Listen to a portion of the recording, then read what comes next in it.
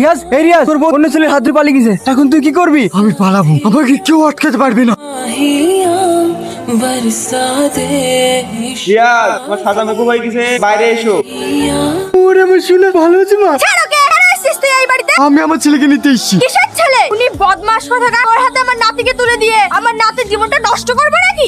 আমি খুন করিনি, আসল খুনিকে ধরেছে বলে তো আমাকে ছেড়ে দিয়েছে। চুপ কর, খবরদার মিথ্যে কথা বলবি না। তোর এই মিথ্যে কথা বলার জন্য তুমি শাকিলের কাছে চলে গেছিলাম, আর তুই ওকে মেরে দেবার জীবনটা শেষ করে দিলি। আমি তোমার জীবন শেষ করে দিয়েছি। তুমি আমার সঙ্গে 12 বছর সংসার করে তবু আমাকে চিনতে পারলে না। দেখো, আমি তোমার সঙ্গে কথা বলতে আসি, আমি আমার ছেলেকে নিতে এসেছি। ছাড় আমার ছেলের হাত। ভালো ভালো বলছি এখান থেকে চলে যা, নাহলে কিন্তু আমি পুলিশ ডাকতে বাধ্য হবো। আর সাথে পুলিশকে এটাও বল যে তুই আমার স্বামীকে মারার পর আমাকে খুন করতে এসেছিস। আর তাছাড়া আমার ছেলে তোর কাছে যাবেও না, আর ওখানে গিয়ে থাকতেও পারবে না। বাপ, তুমি আমার কাছে থাকতে পারবে না। চলো বাবু। না, আমি যাবো না। তুমি একটা খুনি, আমি আমার মায়ের সাথে থাকবো। তুমি মুক্তি পেয়ে গেছো। আমি সবার কাছ থেকে মুক্তি পেয়ে গেছি, তাই আমি সব কিছু ত্যাগ করে আপনার কাছে চলে এসেছি। ভালো করেছো। জানো বাবা, এই দুনিয়ায় ভালোবাসার কোনো জায়গা নেই। আমি আর বাসবো না। আমি তোমাকে একটা কথা বলতে চাই। কি কথা বলেন? আমি যদি মরে যাই, আমার দেখো। আমি কথা দিলাম, আপনার মেয়েকে আমি সারা জীবন আগলে রাখবো।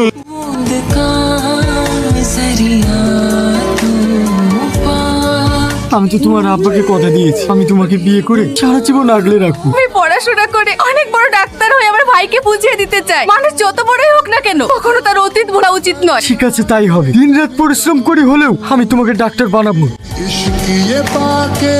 রিয়াজ, আমি ডাক্তারি পাশ করে গেছি। কি হলো? তুমি কাঁদছো কেন? তুমি খুশি হওনি? খুশি হবো না মানে? আজ আমি অনেক খুশি। ওই ছেলেটা কি? ওটা আমার হাজবেন্ড। পছন্দ হয়েছে তোমার ওকে?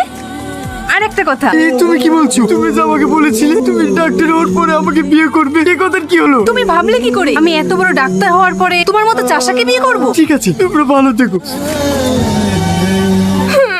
এগো মেয়েটা, এইভাবে কাঁদছো কেন? আপনি জেনে কি করবে? আপনি কি আমার সমস্যার সমাধান করতে পারবেন? সমাধান করতে না পারলে একটু চেষ্টা করে দেখতাম। আমার বাপ মা অনেক আগেই মারা গিয়েছে। আমি সৎ ভাইয়ের কাছে মানুষ, আমি দেখতে খারাপ কালো, তাই ভাই ভাবে আমাকে বাড়ি থেকে বের করে দিয়েছে। মানুষ এতটা নিষ্ঠুর হতে পারে? বলছিলাম তোমার যদি কোনো আপত্তি না থাকে তাহলে আমি তোমাকে বিয়ে করব। কি আপনি আমাকে বিয়ে করবেন? হ্যাঁ, বিশ্বাস হচ্ছে না? চলো আজকে তোমার ভাইয়ের সঙ্গে বিয়ের কথা বলি।